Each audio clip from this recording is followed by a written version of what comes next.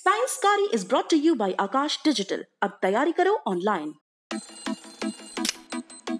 हर room को classroom बनाते हैं, टेस्ट सेंटर को उठा के घर ले आते हैं। जब बेवक्त डाउट्स नींद चुराते हैं तो उसके सारे नुस्खे हमको आते हैं।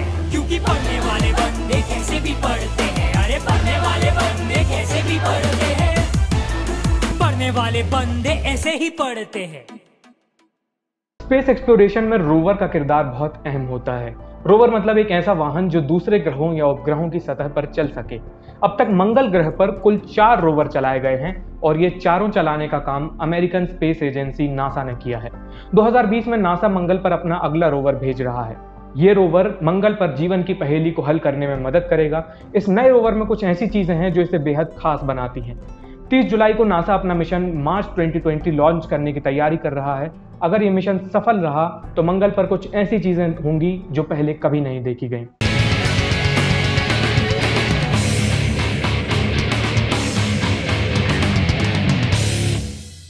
नमस्ते, मेरा नाम आयुष है। साइंस कारी के इस एपिसोड में हम नासा के मिशन मार्स 2020 को समझने की कोशिश करेंगे। ये मिशन नासा के मार्स एक्सप्लोरेशन प्रोग्राम का सबसे एडवांस मिशन बताया जा रहा है। मार्स एक्सप्लोरेशन प्रोग्राम का उद्देश्य है मंगल की छानबीन करना और वहां से साइंटिफिक इंफॉर्मेशन का एक फ्लो बनाए रखना पृथ्वी तक। यही करने के लिए मंगल पर अलग अलग ऑर्बिटर, लैंडर, रोवर ये सब जाते रहते हैं नासा की तरफ से और वो वहां से कुछ साइंटिफिक इंफॉर्मेशन भेजते हैं। 2011 में नासा ने मंगल पर क्यूरियोसिटी रोवर भेजा था। क्यूरियोसिटी उसका नाम था। क्यूरियोसिटी रोवर से हमें मंगल के बारे में बहुत सारी नई बातें पता चली थी। उन बातों का निचोड़ ये है कि प्राचीन काल में मार्स पर लाइफ के लिए सूटेबल कंडीशंस थी, यानी पहले मंगल पर ऐसे हालात थे जिससे वहां जीवन की संभावना बढ़ जाती है। लेकिन मंगल पर लाइफ के लिए सूटेबल कंडीशंस होना और मंगल पर लाइफ का होना, ये दोनों अलग अलग बातें हैं। तो प्राचीन काल में मंगल पर जीवन था या नहीं था? क्या मंगल पर कभी रहने लायक जीवन हो सकता है? क्या उसे ऐसा बनाया जा सकता है कि वहाँ जीवन संभव हो, हम वहाँ जाकर रह सकें? ये सवाल हैं और इन्हीं सवालों का जवाब पता करने के लिए नासा का ये मिशन जा रहा है। नासा का मार्च 2020 मिशन मंगल पर एक रोवर तैनात करेगा। रोवर आपको बता चुके हैं, एक वाहन होता है जो सतह पर चल सकता है। इस रोवर का नाम है परसिवियरेंस। परसिवियरेंस का मतलब होता है दृढ़ता। इस रोवर का मेन काम है मंगल पर प्राचीन जीवन के निशान ढूंढना और उन्हें वहां से मिट्टी, चट्टान वगैरह के सैंपल्स इकट्ठे करना ताकि भविष्य में कोई पृथ्वी से मिशन जाए और उन्हें पृथ्वी तक वापस ला सके। इस मिशन के लिए यूएलए का एटलस 5 रॉकेट इस्तेमाल किया जाएगा। एटलस 5 वही रॉकेट है जिसने 2011 में नासा की क्यूरियोसिटी रोवर को मंगल पर भेजा था और इसी ने 2018 में इनसाइट लैंडर को भी मंगल पर भेजा था। तो ये मंगल के मिशंस के लिए यूज किया जाता रहा है। लॉन्च डेट को लेकर हमेशा से ही कंफ्यूजन रहता है, बहुत सारी चीज़ों पर डिपेंड करती है। वेदर क्या रहेगी, एक टेंटेटिव लॉन्च विंडो होती है, उसके बीच में कभी भी लॉन्च कर सकते हैं। अभी फिलहाल 30 जुलाई बताई जा रही है, लेकिन ये पहले से ही तय कर लिया गया है कि परसिवियरेंस रोवर 18 फरवरी 2021 को मंगल पर लैंड करेगा। इससे पहले ये मंगल के एक ऑर्बिट में चक्कर काटेगा और वैज्ञानिक तब तक इसके उपकरणों की जांच कर लेंगे कि सब सही चल रहा है या नहीं चल रहा है।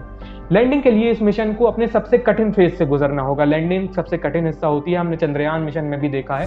तो 2012 में क्यूरियोसिटी रोवर के लिए 7 मिनट्स ऑफ टेरर का इस्तेमाल किया गया था। वो 7 अहम मिनट होते हैं जब वो लैंड करता है। परसिवियरेंस की लैंडिंग को क्यूरियोसिटी की लैंडिंग से ही समझ लेते हैं। जब क्यूरियोसिटी मार्स के वातावरण में दाखिल हुआ तब इसकी स्पीड 20,000 किलोमीटर प्रति घंटे की थी। इसमें नीचे की तरफ एक हीट शील्ड लगी होती है ताकि ये रोवर को बचाए रखती है जब वो एटमॉस्फेयर में बहुत तेज स्पीड से दाखिल होता है। जब मंगल के थिन एटमॉस्फेयर से घर्षण होने के बाद इसकी रफ्तार 1600 किलोमीटर प्रति घंटे की हो गई, तब इसके पैराशूट खोल दिए गए। परसिवियरेंस रोवर के साथ भी यही होगा, लेकिन इस बार लैंडिंग के लिए कुछ नई तकनीकों का इस्तेमाल किया जा रहा है। एक जैसे कि नई टेक्नोलॉजी है जिसका नाम है टेरेन रिलेटिव नेविगेशन। इस तकनीक के जरिए रोवर के नीचे की जमीन देखेगा वो अपनी और देखेगा वो कुछ उबड़ खाबड़ तो नहीं है, सब सही सपाट है कि नहीं। अगर वो लैंडिंग की जगह सेफ नहीं पाई जाती है तो वो रोवर अपनी दिशा बदल के कहीं और लैंड करेगा। ये टेरेन रिलेटिव नेविगेशन है। परसिवियरेंस को हौले से मंगल की सतह पर रखने के लिए स्काई क्रेन का इस्तेमाल किया जाएगा। 2012 में क्यूरियोसिटी के लिए भी यही किया गया था। हम लैंडर देखते हैं कि वो बूस्टर्स लगे होते हैं, उसमें नीचे वो लैंड करता है, लेकिन स्काई क्रेन का अलग कॉन्सेप्ट है। बूस्टर्स इसमें क्रेन ऊपर की तरफ लगे होते हैं और कुछ केबल्स से वो रोवर लटका होता है, हवा में उड़ता रहता है और वो जब रोवर उतार दिया जाएगा तब उसकी केबल्स अलग हो जाएंगी और ये क्रेन कहीं और जाकर लैंड करा दी जाएगी उससे दूर। परसिवियरेंस रोवर के लक्ष्य को देखते हुए इसे जेज़ेरो क्रेटर में लैंड कराया जाएगा। क्रेटर मतलब बहुत बड़ा गड्ढा होता है और जेज़ेरो क्रेटर क्या है? वहाँ एक जगह है मंगल पर। वैज्ञानिकों को ऐसा लगता है कि जेज़ेरो क्रेटर पहले एक बहुत बड़ा तालाब हुआ करता था। वैज्ञानिकों को ऐसी बहुत सारी जगह लगती है मंगल पर जो बहुत पहले तालाब हुआ करती थी, लेकिन जेज़ेरो क्रेटर में तालाब होने का मतलब यह है कि वहाँ सूक्ष्म जीवों के निशान ढूंढने के लिए वो एकदम परफेक्ट जगह है। जेज़ेरो क्रेटर को लेकर वैज्ञानिक इतने श्योर क्यों हैं? क्योंकि जेज़ेरो क्रेटर में एक पानी के अंदर आने का चैनल दिखाई देता है और दूसरा पानी के बाहर जाने का। इसका मतलब ये है कि यहाँ पहले पानी भरा रहा होगा। और एक और प्रूफ ये भी दिखता है कि वहाँ डेल्टा डिपॉजिट्स नज़र आते हैं। तो डेल्टा डिपॉजिट्स हम जानते हैं कि जब पानी बहता है, जैसे सुंदरवन में है, तो वहाँ एक डेल्टा बना हुआ है। तो डेल्टा तभी बनता है जब पानी का बहाव वहाँ से होता है। तो वैज्ञानिकों को ऐसा लगता है कि अगर मंगल पर कभी जीवन हुआ करता था तो इस क्रेटर में कई सारे सूक्ष्म जीव रहे होंगे और उसके कई 100 करोड़ साल बाद भी, उस पानी के सूखने के बाद भी, जीवन खत्म होने के बाद भी उन सूक्ष्म जीवों के सुराग हमें वहाँ मिल सकते हैं। परसिवियरेंस की डिज़ाइन बहुत कुछ पुराने रोवर जैसी है, लेकिन इसमें कई चीज़ें नई और आधुनिक हैं।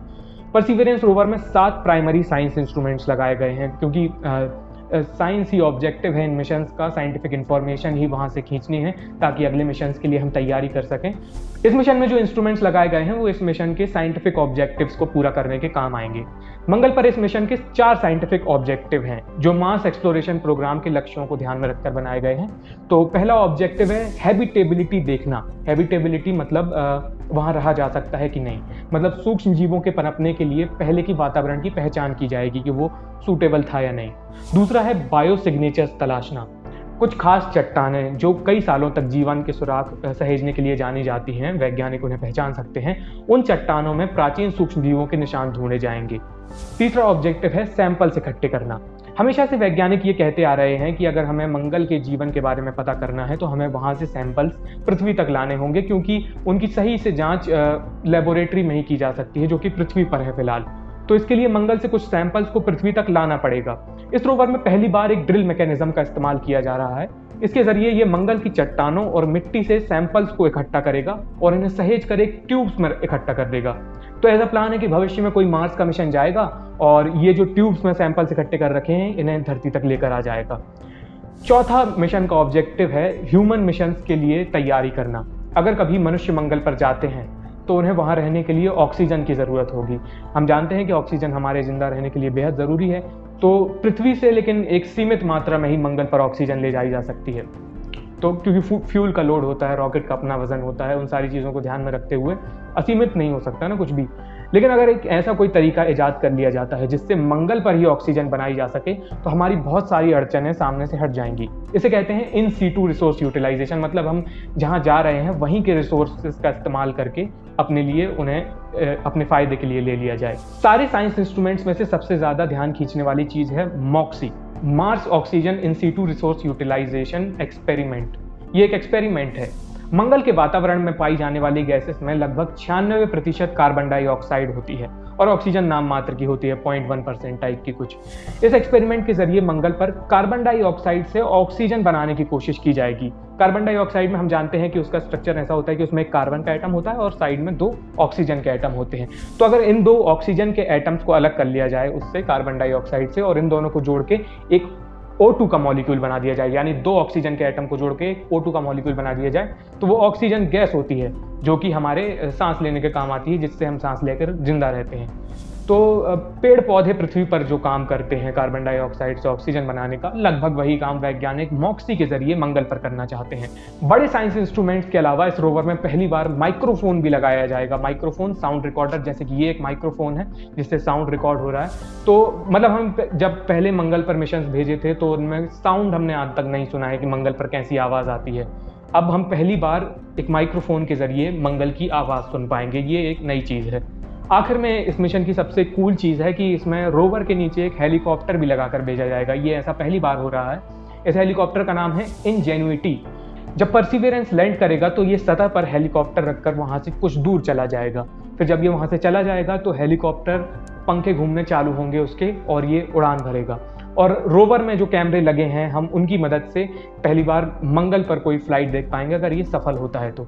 ये बस एक फ्लाइट डेमोन्स्ट्रेशन एक्सपेरिमेंट है, ये देखने के लिए कि मंगल पर हेलीकॉप्टर उड़ाना कितना मुमकिन है। दरअसल मंगल का एटमॉस्फेयर पृथ्वी के मुकाबले बहुत थिन है, तो हेलीकॉप्टर के पंखों को वहाँ की हवा से वो पुश नहीं मिलेगा जो उन्हें पृथ्वी पर मिलता है। बहुत यहाँ की डेंस हवा है। इसकी टेस्टिंग के लिए एक पृथ्वी पर एक एनवायरनमेंट बनाया गया था, फिर उसमें अलग अलग डिज़ाइन बदले गए इसके, और फिर जब पृथ्वी पर मंगल जैसा एनवायरनमेंट बनाकर वो एक्सपेरिमेंट सफल रहा तो इसे मंगल पर भेजा जा रहा है ये देखने के लिए कि वहाँ हेलीकॉप्टर उड़ पाता है कि नहीं। हेलीकॉप्टर का ये फ़ायदा होता है कि हेलीकॉप्टर का फील्ड ऑफ व्यू बहुत बड़ा होता है। आप देखिए, आप ज़मीन से जो चीज़ें देख पाएंगे, चील उससे ज़्यादा चीज़ें देख पाता है, तो इससे फील्ड ऑफ व्यू बढ़ जाता है। तो हेलीकॉप्टर और रोवर आपस में कोऑर्डिनेट करके एक बेहतर गाइडेंस ले सकते हैं और मिशन को सही दिशा मिल सकती है।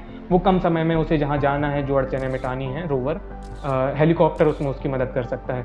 तो अगर ये मिशन सफल होता है तो हम आगे के मिशंस में हेलीकॉप्टर देख सकते हैं रोवर्स के साथ। तो ये नासा का वो मंगल मिशन है जिसके बारे में कई सारी नई और एक्साइटिंग चीज़ें हैं। आपको इस मिशन की सबसे कमाल की बात क्या लगी वो हमें कमेंट करके बताइए। ये वीडियो देखने के लिए बहुत बहुत शुक्रिया।